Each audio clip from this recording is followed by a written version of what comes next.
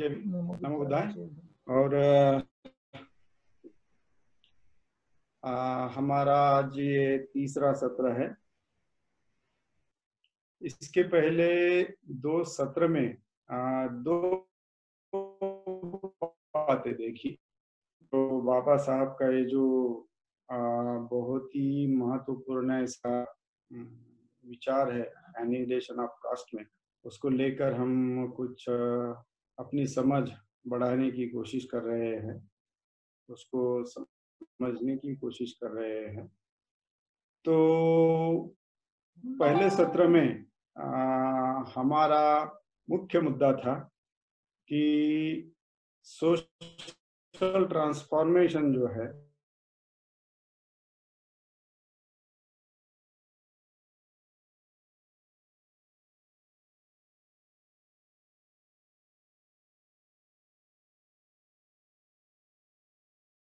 और वो किए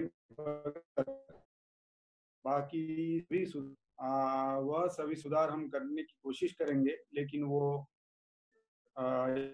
यशस्वी नहीं होंगे। और बाबा साहब के ये शब्द आज भी हम अनुभव करते हैं। स्वतंत्र भारत में ढेर सारी योजनाएं, ढेर सारी बातें हम देखते हैं कि करने की कोशिश करते हैं, लेकिन कोई भी वो सक्सेस नहीं होता। तो बाबा साहब के ये जो शब्द रहे हैं कि सामाजिक पुनर्रचना किए बगैर इकोनॉमिक रिफॉर्मेशन हो या पॉलिटिकल रिफॉर्मेशन हो, वो यशस्वी नहीं होंगे। फिर दूसरा मुद्दा था, दूसरे सत्र की बात थी, वह थी कि यह जो सोशल रिफॉर्मेशन है, सामाजिक पुनर्रचना है, इसका आधार क्या हो, किस आधार पर हम इसे करें। और वह बात रही है स्वातंत्र्य, समता, बंधुत्व। सो लिबर्टी, इक्वालिटी और फ्रेटर्निटी, ये जो तीन मूलभूत मानवीय तत्व है, इन आधार पर बाबा साहब जो है वह समाज की पुनर्रचना, बाबा साहब को सामाजिक पुनर्रचना अपेक्षित है। तो यह 2 दिन हमने देखा। आज का तीसरा दिन जो है, हम जो मैंने कहा था कि आप लगभग 39 पेज तक, या जो मैंने आपको जानकारी दी थी कि कौन से सेक्शन लिखे थे, 22 कुछ तो सेक्शंस भी लिखे थे, उस सेक्शंस तक आप पढ़कर आइए। तो उम्मीद करता हूँ आपने कुछ कोशिश की होगी पढ़ने की और समझने की कोशिश की होगी। तो आज का मुख्य मुद्दा है, अनेक मुद्दे में है तो है, लेकिन शुरुआत करते हैं हम। इस जो ये जो हिस्सा है, जो हम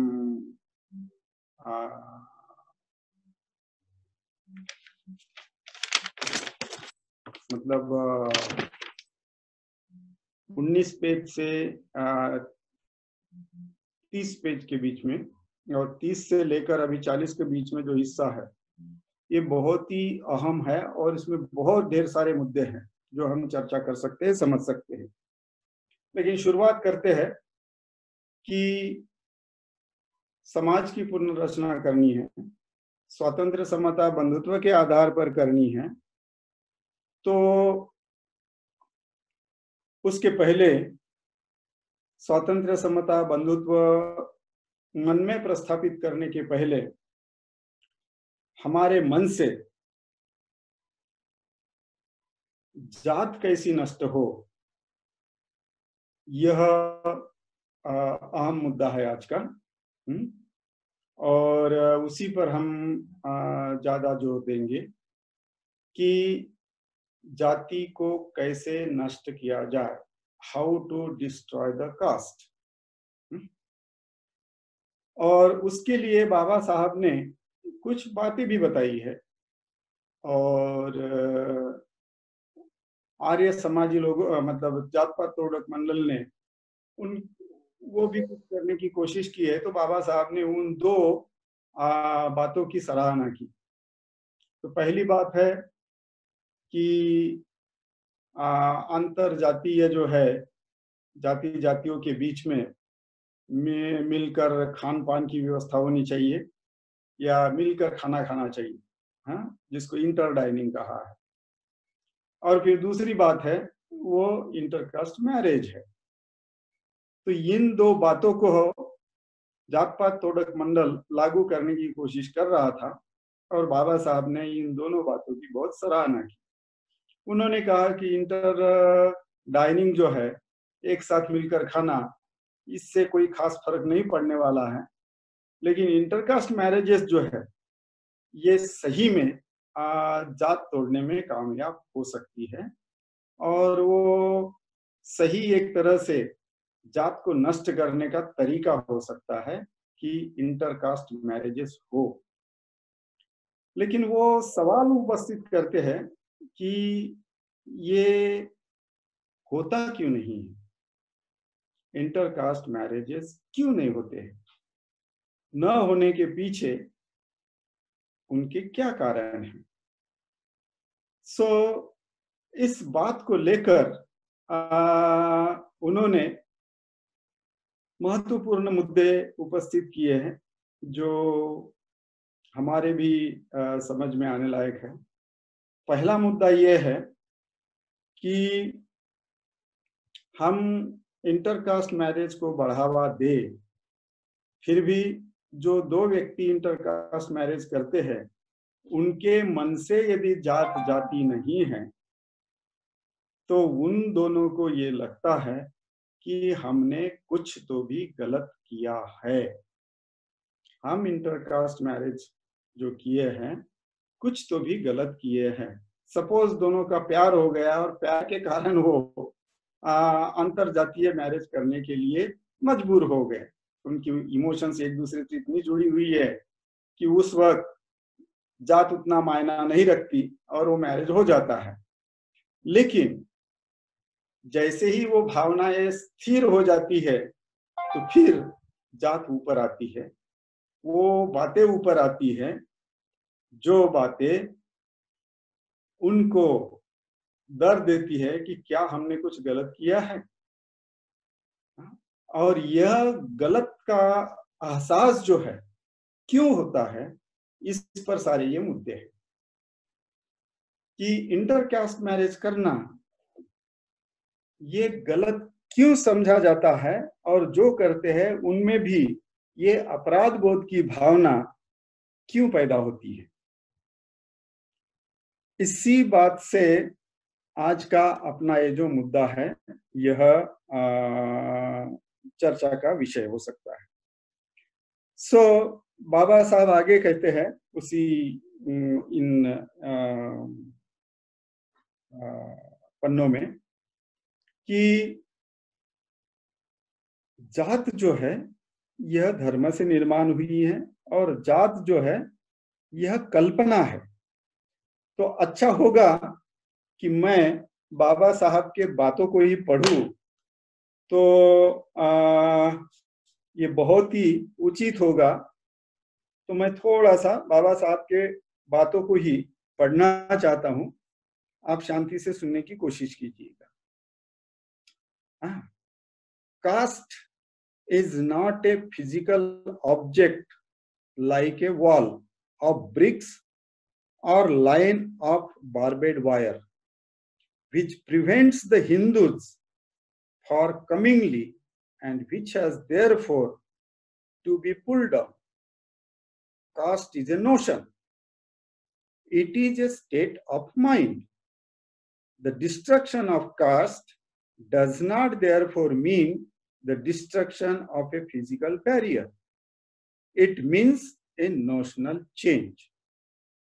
तो यहाँ बहुत ध्यान में लेने लायक मुद्दा है कि कास्ट इज ए नोशन, यह एक मनोकल्पना है।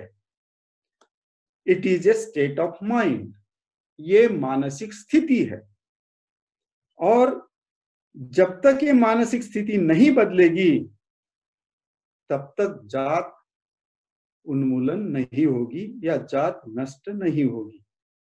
तो यह जो स्टेट ऑफ माइंड बना है, हमारी मानसिक स्थिति बनी है, और ये जो हमारी मनोकल्पना बनी है कि जात है, इसके पीछे के कारण क्या है? तो इसके पीछे का कारण है धर्म और धर्मशास्त्र। सो बाबा साहब आगे कहते हैं कि caste is the natural outcome of certain religious belief.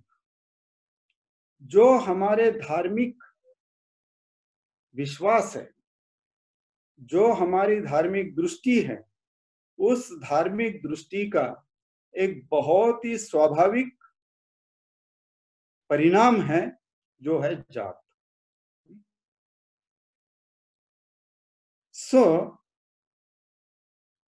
यह ध्यान में लेने लायक मुद्दा है कि जात जो है यह धर्म के मान्यताओं से और धर्म भावनाओं से निर्मित है। People observe caste because they are deeply religious. People follow religion of caste. ये बाबा साहब की ही वाक्य है जो मैंने आपको कहा है। यह बात ध्यान में लीजिए कि लोग जाति को मानते हैं, तो जात मानना इसका मतलब है धार्मिक आचरण करना।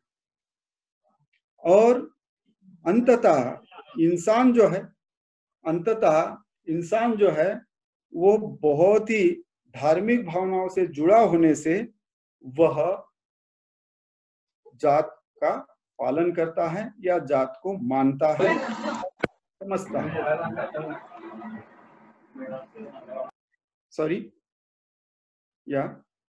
तो इस बात को समझने की कोशिश कीजिए कि हर इंसान कोई ना कोई धर्म से जुड़ा हुआ है, और वो जाति मानने वाले लोग जो हैं वो भी धर्म से जुड़े हुए हैं। मूलतः वह धार्मिक है, और उनकी धर्म भावना उनको ये कहती है कि जात का पालन करना, जात मानना, यह उनका धार्मिक आचरण है। धार्मिक आचरण के तौर पर वह जात को देखते हैं, और इसलिए जात की उनकी जो कल्पना है वह मजबूत होती रहती है। तो इसलिए यह जो जात आई है वो शास्त्रों से आई है, यह दात जो आई है वो धर्मशास्त्रों से आई है, और धर्मशास्त्र ने हमारे मन पर प्रभाव किया है, हमारी मानसिक स्थिति बनाई है, और उसके परिणाम स्वरूप हम जात को मानने लगे हैं। जात को यदि तोड़ना है तो उसी आधार पर हमें तोड़ना पड़ेगा। कैसे? तो पहली बात, शास्त्र को मानने से नकारना पड़ेगा। बाबा साहब कहते हैं real remedy is to destroy the belief in the sanctity of the shastra. तभी इंटरकास्ट मैरिज करने में किसी को भी अपराध बोध की, या मैंने कुछ गलत किया, मैंने कुछ पाप किया, मैंने कुछ घृणित कृत्य किया, ऐसे किसी भी स्त्री पुरुष के मन में भाव नहीं आएगा। कि अंतरजातीय विवाह करने के बाद जो महिला या पुरुष में जो भाव पैदा होता है कि मैंने कुछ गलत किया, जाति के बाहर जाकर मैंने शादी किया, ये जो उनके मन में कल्पना आती है, यह कल्पना उनके धार्मिक भावनाओं से या धार्मिक भावनाओं के तहत संस्कारित होने के वजह से आती है। इसलिए सबसे महत्वपूर्ण बात है कि उन धार्मिक भावनाओं को, उन बातों को दिमाग से निकालना। उसी को बाबा साहब कहते हैं notional change is important to break the cast.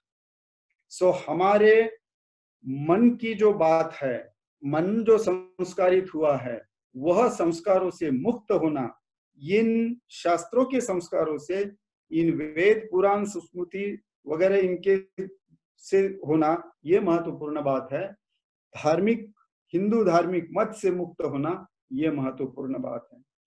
तो यह जो है सबसे अहम मुद्दा है कि इंटरकास्ट मैरिज भी जात तोड़ने के लिए कारगर सिद्ध नहीं होता है, क्योंकि जो शादी करते हैं उनके मन में अपराध की भावना होती है। और दूसरी भी बात यह है कि वो बहुत बड़े पैमाने पर नहीं होता है, क्योंकि ये ऐसा कुछ करना हम कुछ गलत कर रहे हैं ये भावना है। और गलत किस सेंस में है? गलत है धार्मिक सेंस में, गलत है जो शास्त्र है, जो भी परंपरा है उसके आधार पर हम गलत कर रहे हैं, ये बातें हैं। सो धार्मिक परंपराएं, धार्मिक शास्त्र, धार्मिक कल्पनाएं, इसके आधार पर गलत कर रहे हैं, ये भावना होने से इंटरकास्ट मैरिजेस प्रचलित नहीं हुए, पॉपुलर नहीं हुए, उनकी चलन नहीं हुई। तो यह जो बात है यह हमें ध्यान में लेने की जरूरत है। सो यहाँ ये जो मुद्दा है ये अत्यंत महत्वपूर्ण मुद्दा है कि caste is a notion, caste is a state of mind incalculated by the religion, and therefore that वो जिस धर्म ने ये हमारे मन में कल्पना निर्माण की है, हमारा स्टेट ऑफ माइंड बनाया है, उस धर्म और उस धार्मिक कल्पनाओं को छोड़ना ये अत्यंत महत्वपूर्ण मुद्दा है जाति तोड़ने के लिए।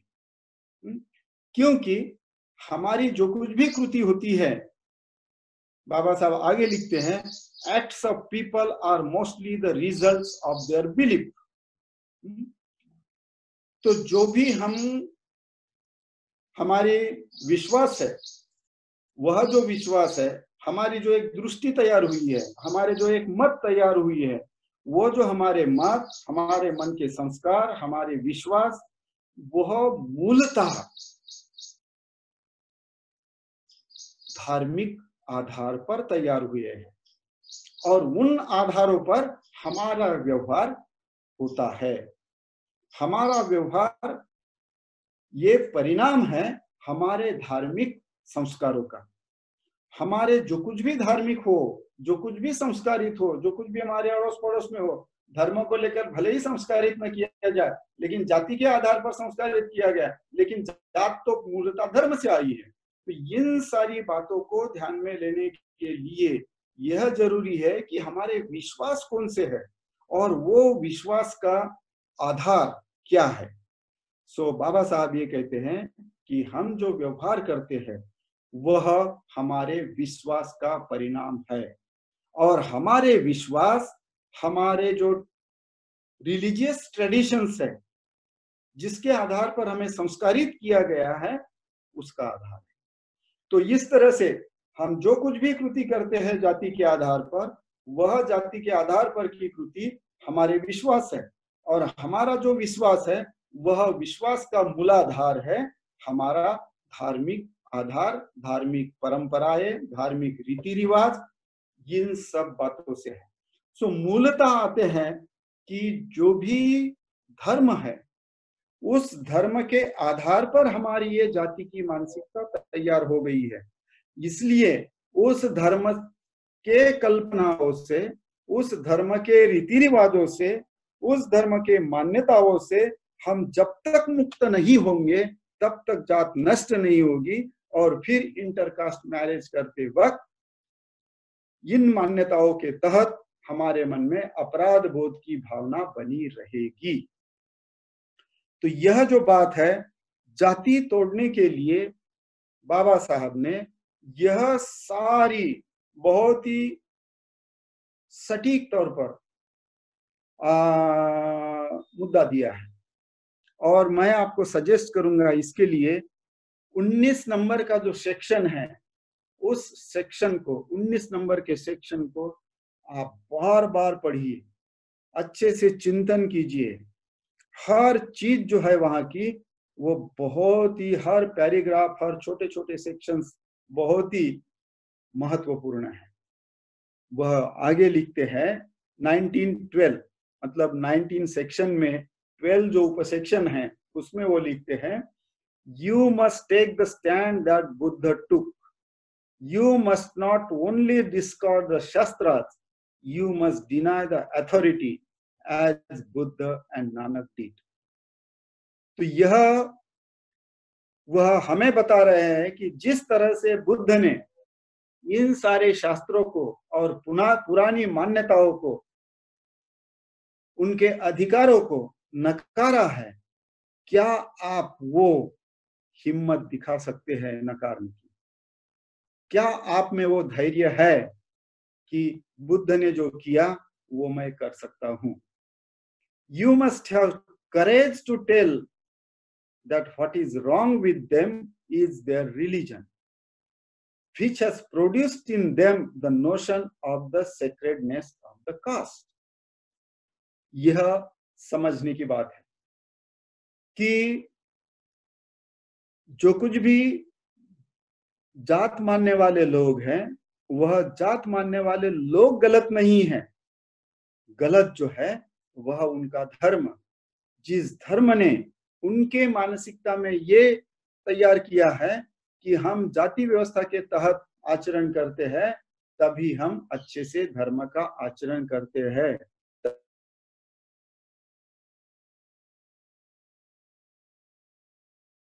ये हमारा कर्तव्य है। ये जो कुछ भी पढ़ा रहा है, ये धर्म पढ़ा रहा है।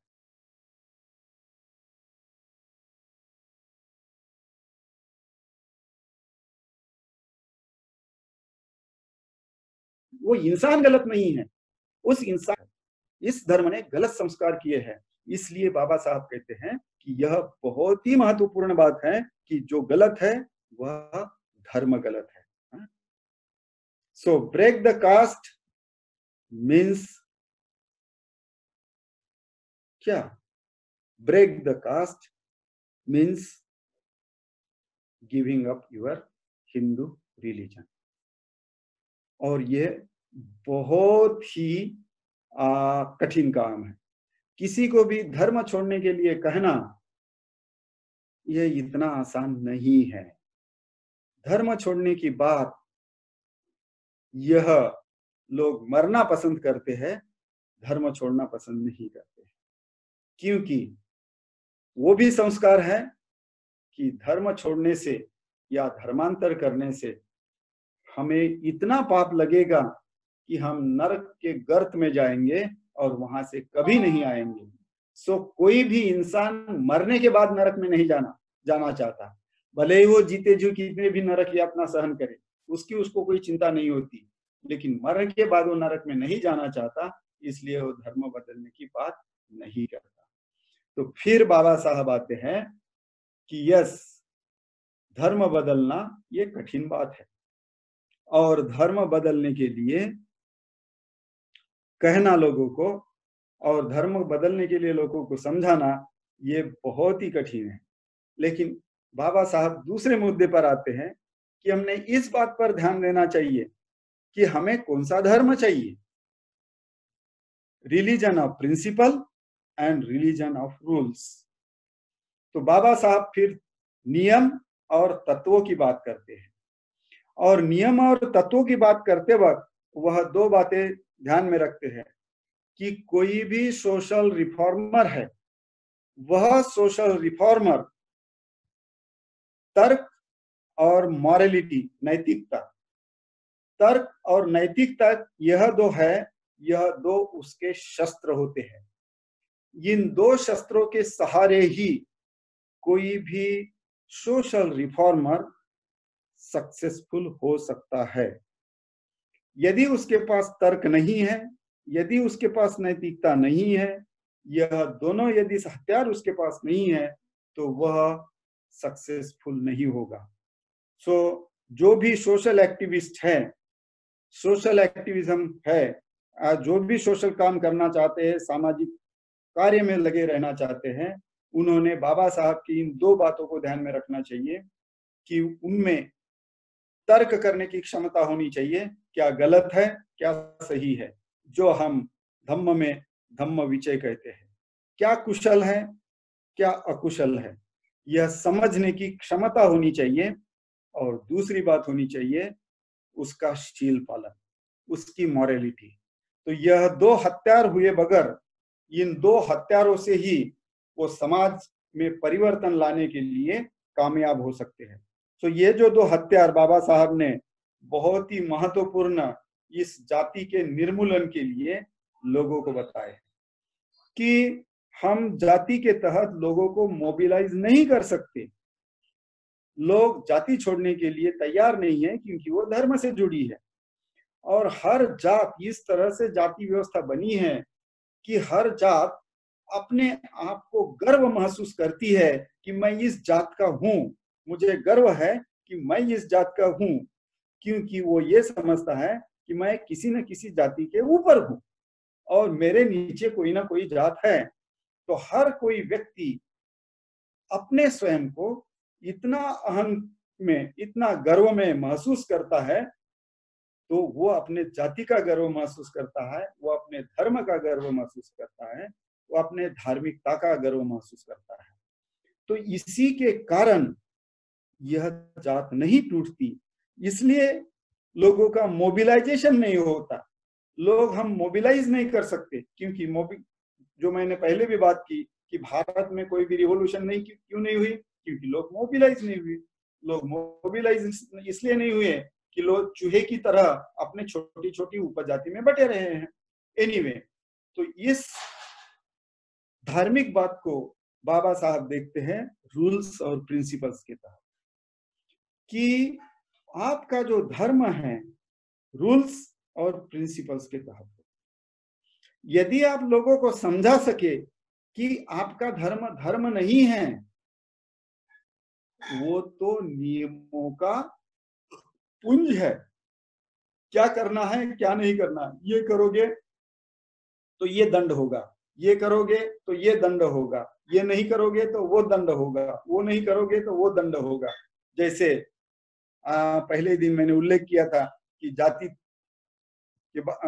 की जो भी परंपरा है वो किसी ने तोड़ी तो फिर जाति के पंच इकट्ठा होते हैं और उसको दंडित करते हैं कि इतना खाना खिलाओ या इतना दंड दो या इतना ऐसा करो। तो इस तरह से सारे नियम हैं। तो ये जो नियम है, तो आपका धर्म जो है नियमों का है कि तत्वों का है। और खूब दूर न जाते हुए और उसमें डिटेल चर्चा न करते हुए मैं इतना ही आपको बताने की कोशिश करूंगा कि रूल्स जो है वह मैकेनिकल एक्शंस है। वह इंसान को यांत्रिक तौर पर कार्यरत रहने के लिए मजबूर करता है। जब आदमी नियमबद्ध होता है, वह यांत्रिक होता है, वह सोचकर कुछ नहीं करता, उसकी एक्शन कॉन्शियस नहीं होती, वह जागृति से काम नहीं करता, मुझे ऐसा करना है ऐसा करना है, तो वो यांत्रिक तौर पर नियमों के तहत काम करता है।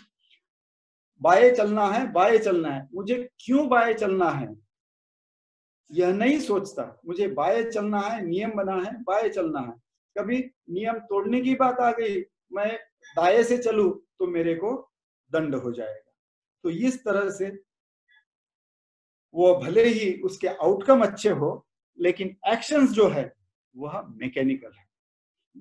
तो हम इंसान नहीं एक यंत्र मानव बन जाते हैं जब हम रूल या धार्मिक नियमों का पालन करते हैं।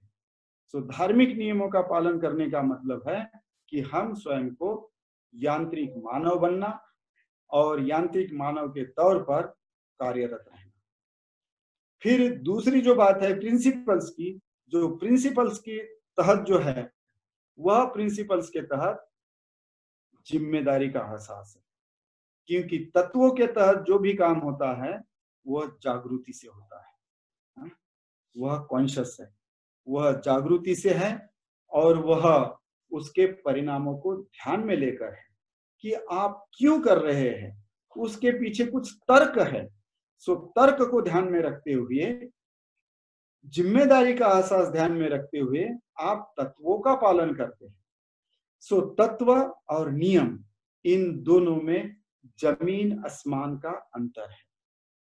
सो बाबा साहब कहते हैं कि जो हिंदू धर्म है वह हिंदू धर्म, आप पढ़ेंगे कि जो भी मनुस्मृति है सारे कानून की किताब है, हर एक कानून है एक एक आर्टिकल, उसका सेक्शन मनुस्मृति का एक एक कानून है और उसको लागू किया गया है। तो बाबा साहब ने उस एनिहिलेशन ऑफ कास्ट में ये बताने की कोशिश की कि पूरा हिंदू धर्म के शास्त्र, स्मृति, श्रुति, पुराण, वेद, सारे के सारे केवल नियम है।